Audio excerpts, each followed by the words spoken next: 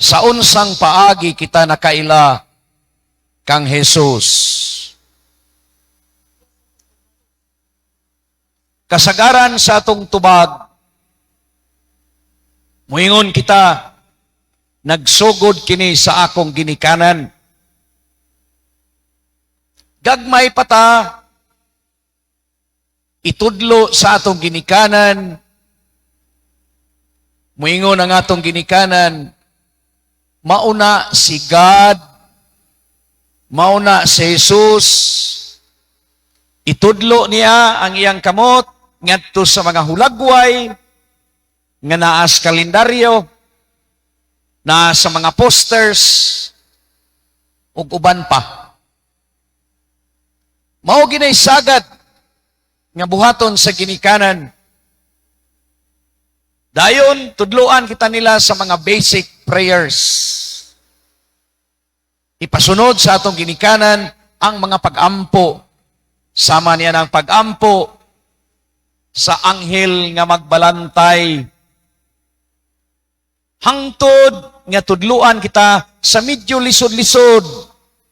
Amahan namo, maghimaya ka Maria. Ug sa magkadako na kita,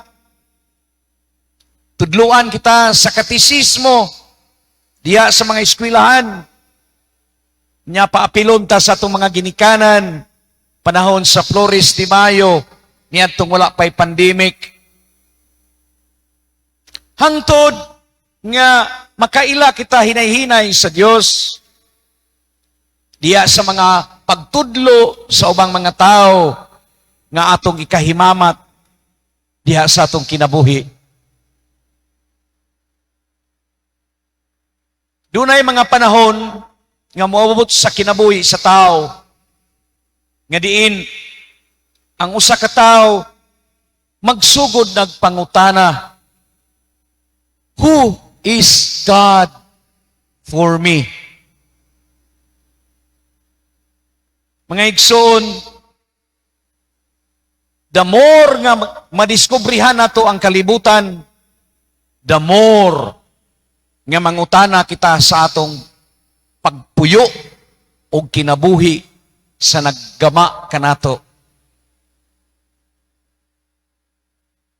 The more nga imong ikahinabi ang kalibutan, the more you experience the world, your community and environment, the more you question who is God for you. Makita nimo ang iyang mga buhat, makita nimo ang dagan sa imong panghitabo, sa imong kinabuhi. Then you start to question, is there a God? Na abay Diyos, kinsa kaha kini nga Diyos, nga naglalang nining tanan, nga akong nakita, na sinati sa atong kinabuhi. Isip usa ka Kristiyano, Katoliko, makapangutana kita sa atong kaugalingon, kinsa man si Kristo alang kanimo?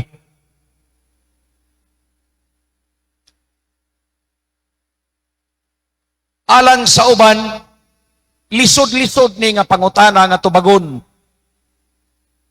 Ilabi na kung dili kita familiar with Jesus Christ. Kung pananglitan, dili kita anad pagpakig-istorya. We are not accustomed to communicate, to talk to Jesus regularly. Simbalanta, tindog, lingkod, luhod. Sugod ang misa, sige tagkupot cellphone. Hangtod nga mahuman na lang ang misa, sige tanggalili sa atong cellphone. Di ba, mamo natong ibuhat? Unya, tanaw-tanaw ta subang mga tao, mahuman na lang ang misa, uy, nahuman naman di ay. we seldom talk to Jesus. Para nato, igo na ang pagsimba, but we never communicate with God. Muna nga, maglisod kitag tubag.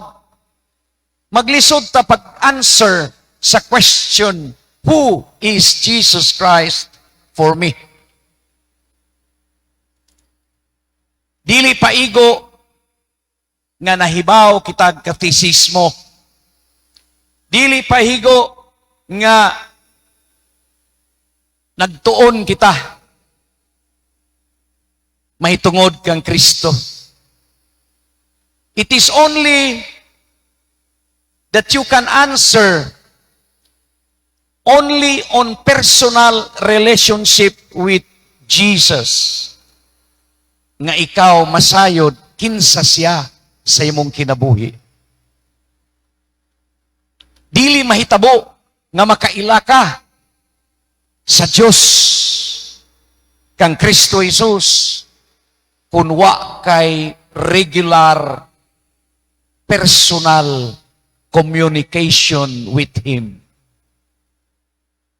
Sumagod, moingon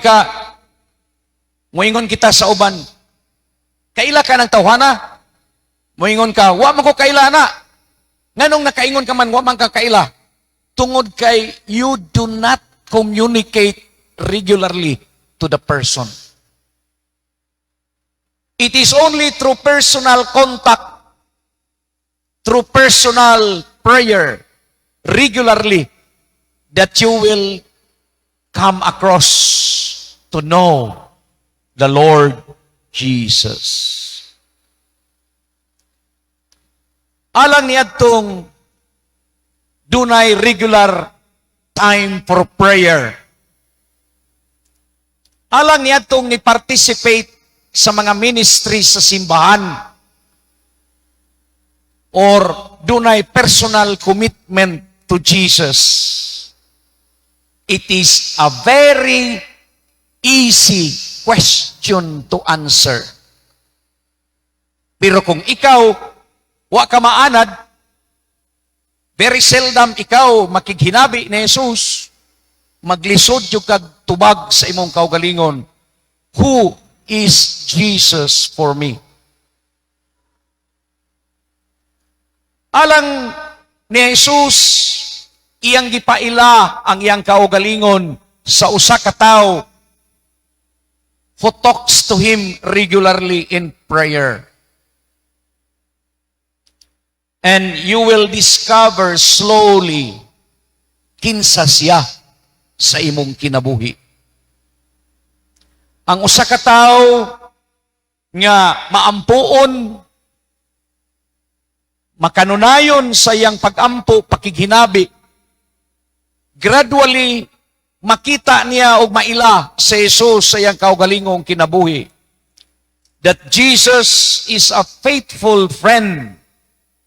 That Jesus kasaligan sa iyang mga problema o kinabuhi.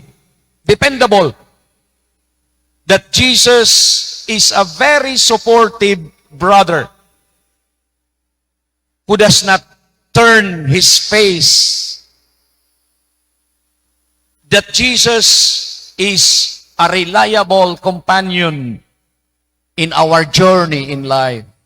Iyan ang i-reveal, iyan ang ipakita, ipadayag ang iyang kaugalingon just because you talk to Him regularly in prayer. You spend time with a person you like, di ba?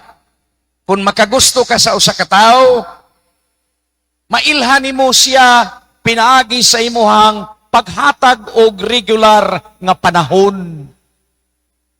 Pero tagsaragani, di jud ka kaila niya. Nayuban buta mo ingon, wa kakaila ka nako, kinsa ko. It's because I don't show myself to you. Panagsara. Pero makanunayon mong nagkita, nakighinabi sa usag-usa, imong mailhan ang tao. The same with Jesus.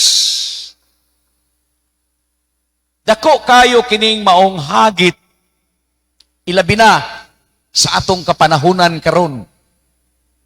Dako kay ning hagit tungod kay to build up a relationship with Jesus, to know Him, requires time and effort. If you want to relate with Jesus, kinahanglan dili sa imong huna-huna lamang. It must not be coming from your intellectual nga pagka-bright. Dili nimo gamiton ang imong utok, kundili pinaagi mismo sa konkreto nga pakighinabi kaniya in a very simple way. You talk to Him, He listens to you. Og ikaw hilom, mupadayag siya kanimo. Sa unsang paagi, dakong tabang, dako yung tabang ang kanunay nga pagbasa sa Ebanghelyo ni Kristo. Matod pa ni Saint Jerome, ignorance of the Bible is also ignorance to Christ. Ambot kung naaba mo yung mga Biblia sa inyong panimay. Ambot kung inyo ba nang gibasa. Ang Biblia, dili mo kostar og 500 pesos. Makagasto magani kita og ilimnon, makahubog, makagasto magani kita og mga kumbiti, atong imbitahon ang atong mga bisita, pagpakaon, pero dili gayod kita makapalit og Biblia nga naa ang tinubdan sa kinabuhi sa tao. So ignorance of the Bible is ignorance to Christ. How would you answer that personal question? Who is Christ for you? So dako kay tabang ang Biblia because naa sa Biblia mga pulong sa Dios nga dili ginama sa tao apan sinulat sa tao. Naa diha sa Biblia ang mga buhat sa Dios nga katingalahan.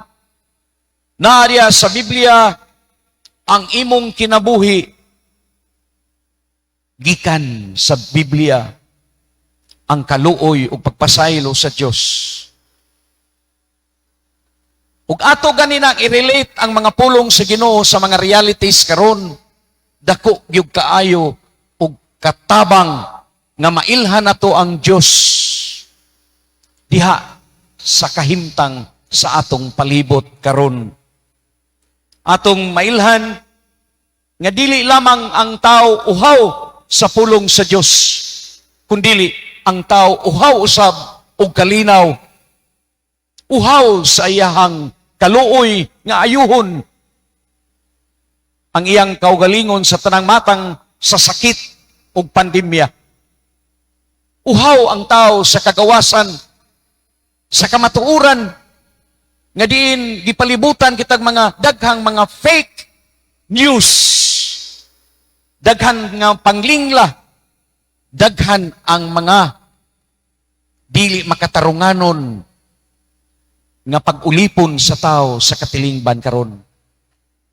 Anha nato makita nga kung i-relate nato ang pulong sa Ginoo sa atong konkretong kinabuhi, makaila gayud kita nga naa di ay si Kristo uban kanato.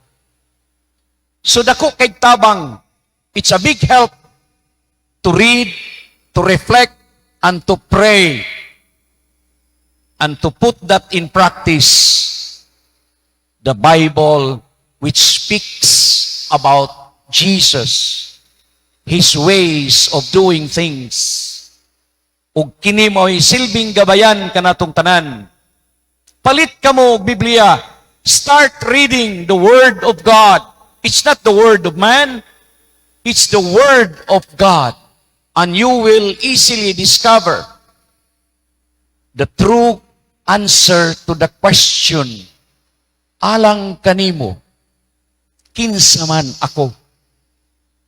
It is a very personal question. Moingon si Jesus, alang sa uban, kinsa man ako? And then He directed His question. Niadtong buot mo sunod kaniya, alang kanimo, kinsa man ako?